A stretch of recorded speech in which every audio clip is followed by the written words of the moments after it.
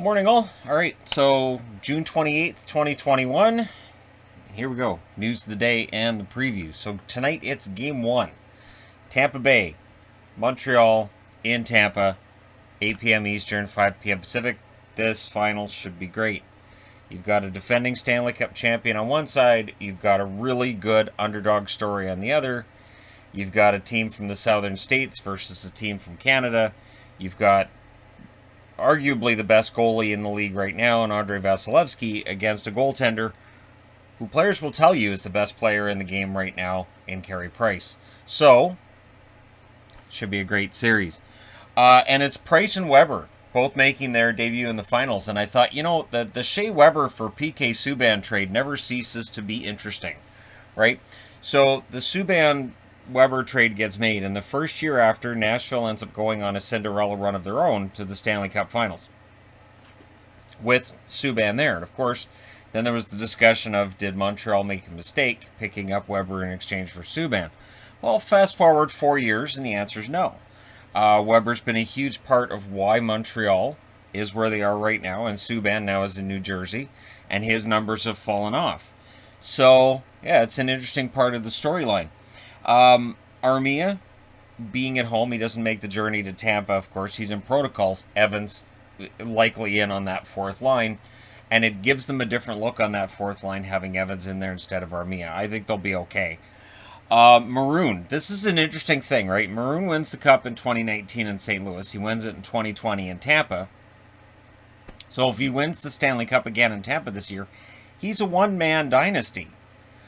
He'd have cups in 3 straight years. That's a dynasty. Pat Maroon, a one-man dynasty.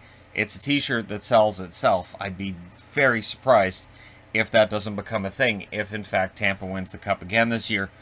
Because I think it's fascinating, because you wouldn't think of Maroon as the guy necessarily to be a one-man dynasty, would you? Jean-Gabriel Pageau has confirmed what any of us watching him in the last round knows, which is he was clearly not 100%. And he's saying he may need surgery for an injury that he was playing through in the playoffs. So that's, again, not a huge surprise. And the players, Green is saying he wants to stay. He's a UFA. We're hearing much the same talk from Cizikas. He doesn't want to think about the UFA market. He wants to stay in New York. Of course, players, after going on a run like this, they want to stay because they want to see it through, right? They want that chance to take that next step. It's on Lou Lamoriello to decide which players stick around, which ones don't, and try to make the necessary improvements. So next time around, maybe they win the Cup, right? Sad news out of Boston today. David Pastrnak, he and his girlfriend had a baby a week ago. Their infant Vigo has passed away. So I know they're asking for their privacy. I absolutely respect that. This is being reported all over. My condolences to him, to his family, loved ones, to his, of course, to his girlfriend, the mother of the child, and that is never an easy thing, to outlive a kid. That's not supposed to happen. As parents, we're not supposed to outlive our children under any circumstances, and I just can't imagine. So that's awful, and hopefully he takes all the time he needs. Because that's not something that you can set a timeline and go, well, he'll be fine by this time. So take all the time you need. Matt Zuccarello, and there's no way to segue from that into anything else. So I'll just go into Matt Zuccarello has been given permission by the Minnesota Wild in order to play for Norway this year in the summer qualifiers. So of course you have the countries that don't have to play qualifiers that we know are going to be in the tournament. And then there are countries like Norway that have to play these qualifiers in order to make it.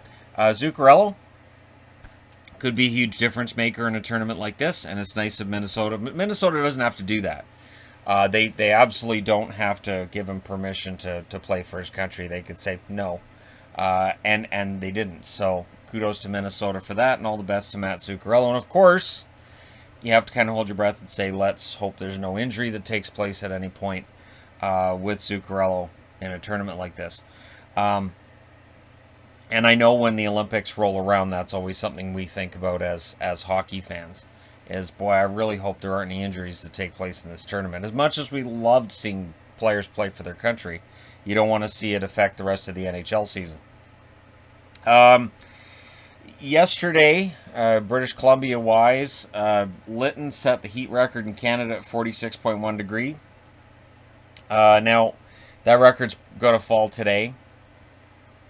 So, record-breaking heat, as I said. I know here it's supposed to be 45. Chilliwack, which is not too far down the street, it's supposed to be 47. So that alone would break that record of 46.1 from Lytton yesterday. So I had the joy last night of sleeping on the floor of the set for 3.5 hours. That's my sleep. This is the only spot in the house where it was cool enough for me to lay down and even try to get to sleep. It's just ridiculously hot in here. And we don't have, even if we had an air conditioner upstairs, it's no way that it's going to cool this entire house. We would need at least 3 or 4 of them, and that just, yeah. Anyways, and then there were power outages yesterday too, because people are using so much energy right now. So that's the fun part, right? Oh, we'll turn on the air. Oh, no, power's gone. So, yeah, here's to hoping it doesn't happen with us, but it definitely could, because today's going to be a record. And then it's supposed to start cooling down tomorrow. So, all right. Just saying, because, you guys hear the fans in the background, and that's why. NHL, I want to throw this in here. I do have information on how jerseys are going to change next year.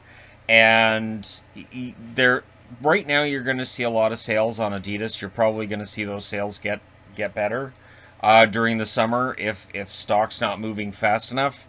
Because Adidas is changing over to the entirely eco-friendly parlay design that they had from the All-Star game a couple years ago.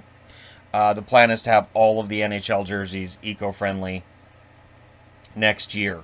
So they'll be made differently. They feel the same. The parlay ones, I didn't really notice any difference in the texture or the feel of them at all. But the idea is they want to get rid of all of the old stock and then bring in the new ones.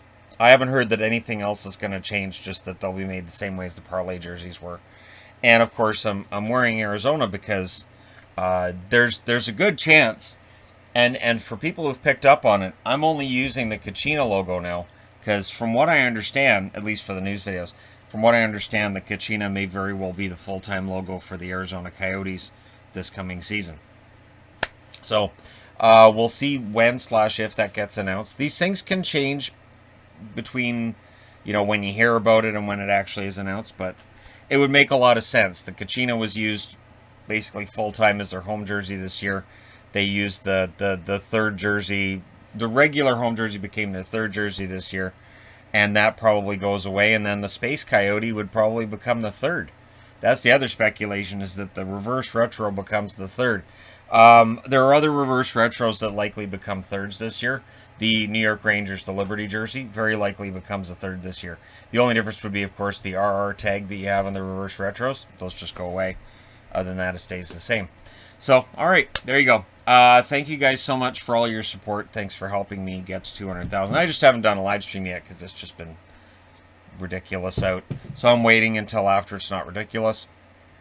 I start feeling better because the heat starts affecting you that way. But, thank you guys so much for all your support. It means a ton. Don't forget to hit like and subscribe if you haven't already. And hey, it's another fun day ahead for the NHL as we get into the Stanley Cup Final. We are a maximum 2 weeks away from deciding the Stanley Cup winner, likely less than that. And yeah, it's going to be interesting to see between Tampa and Montreal who wins, because according to the channel, Montreal's the team getting the most votes. And you know what? I get it. We like the underdog story. We like the Cinderella story.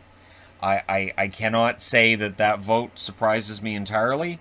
But hey, we'll see what happens. Tonight, the games actually start getting played. And we'll see who wins. Thank you guys so much for all your support. I'll talk to you again soon.